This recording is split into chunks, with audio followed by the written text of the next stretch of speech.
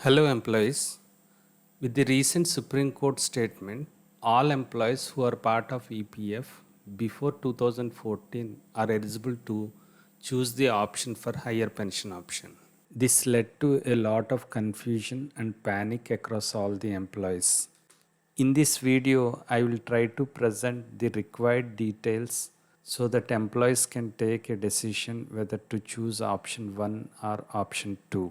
So let us understand the details step by step. This video is not a complete source for EPF details, but this is targeted only for the employees to take a decision about option 1 or option 2. I have also presented an illustration of calculations and comparison between option 1 and 2. All the information shown in this video are collected from various sources from EPFO website.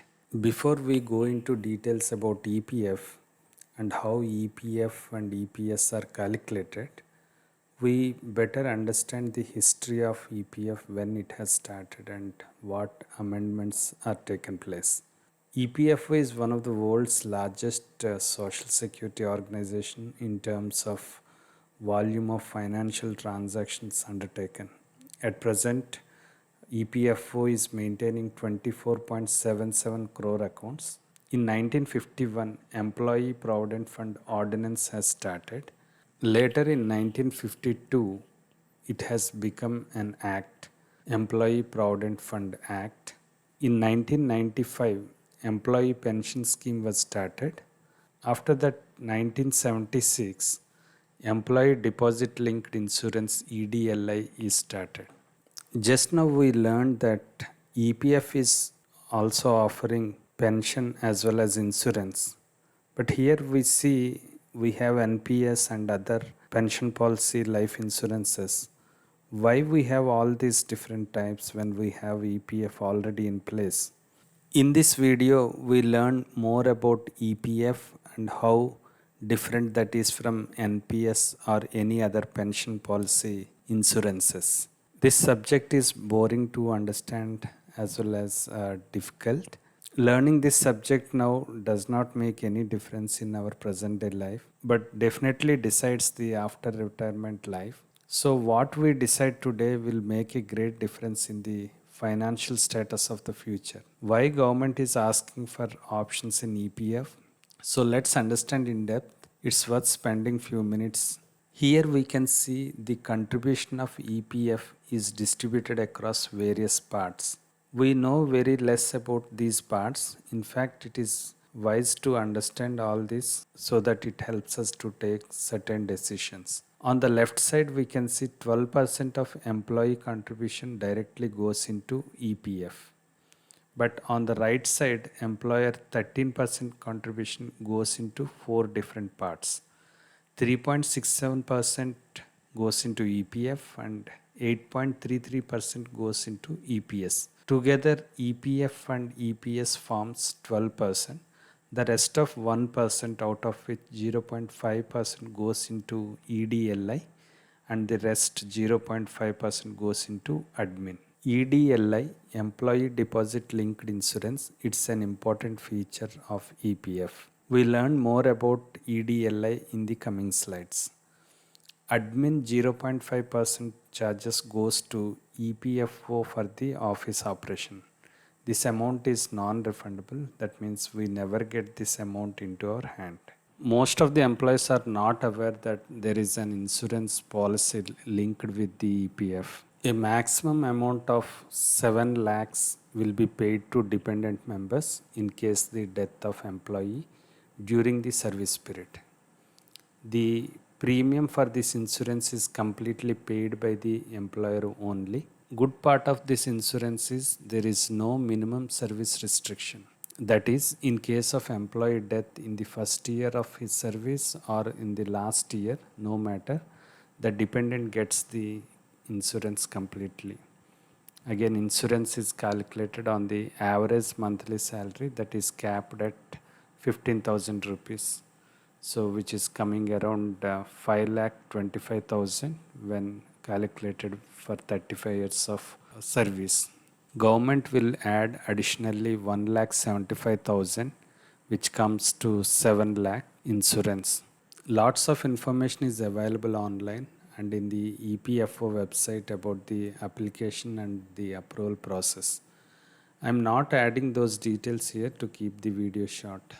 Let us move to the complex part.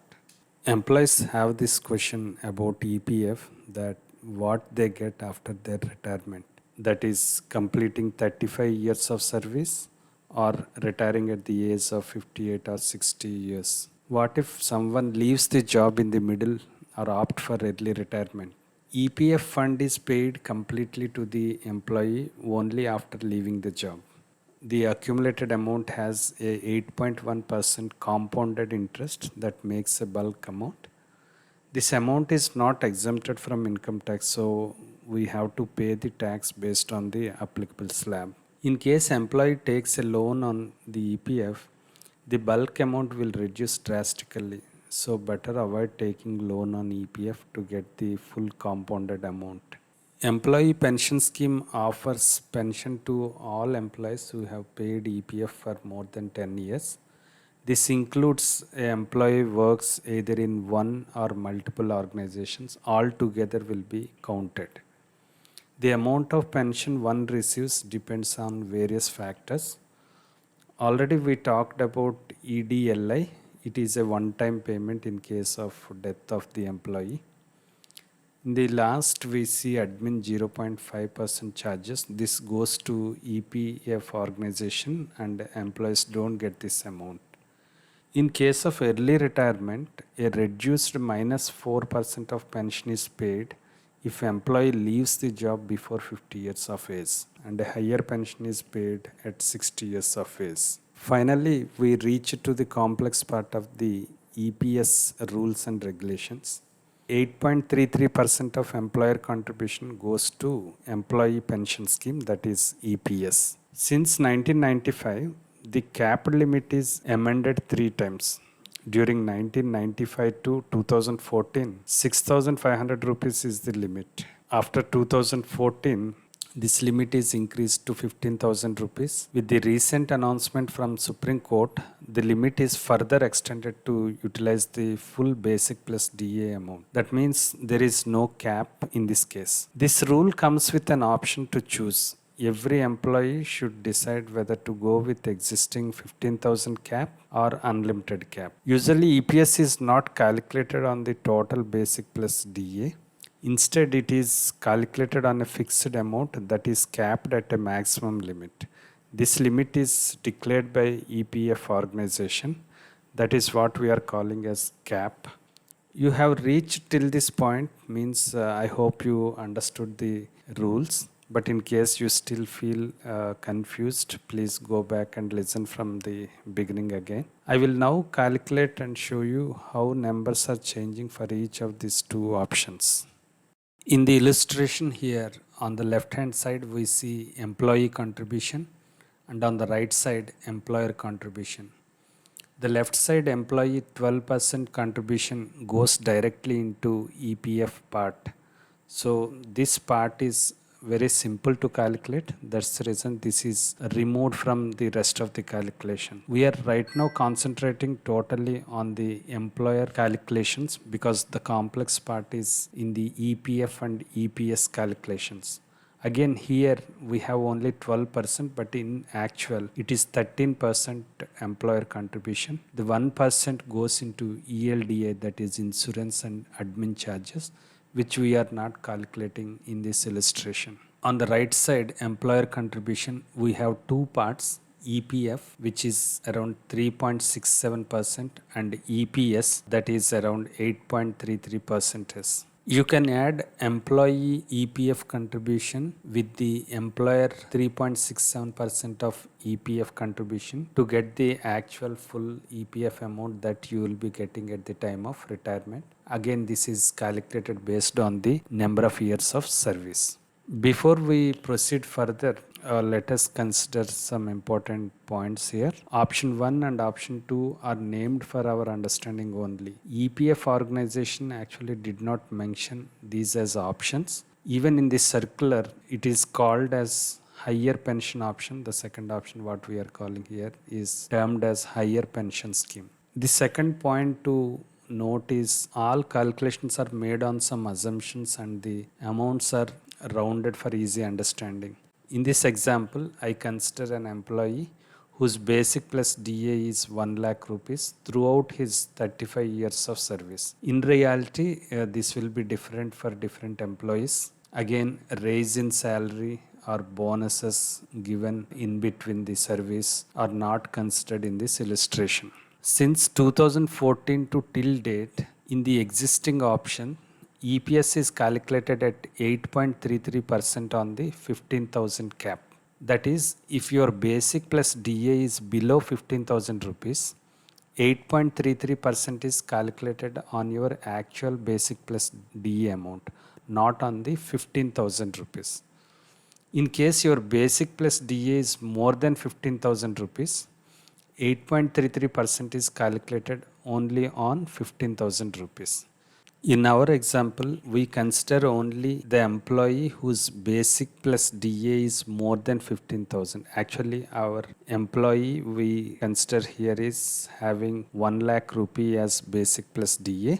That is the reason in option 1, where the cap is 15,000 rupees, EPS 8.33% is calculated on the 15,000 rupees cap, which comes around 1250. On the other side, EPF is calculated 3.67%, which is actually calculated as whatever amount remaining from the 12,000, which is the 12% of 1 lakh, is the effective EPF value.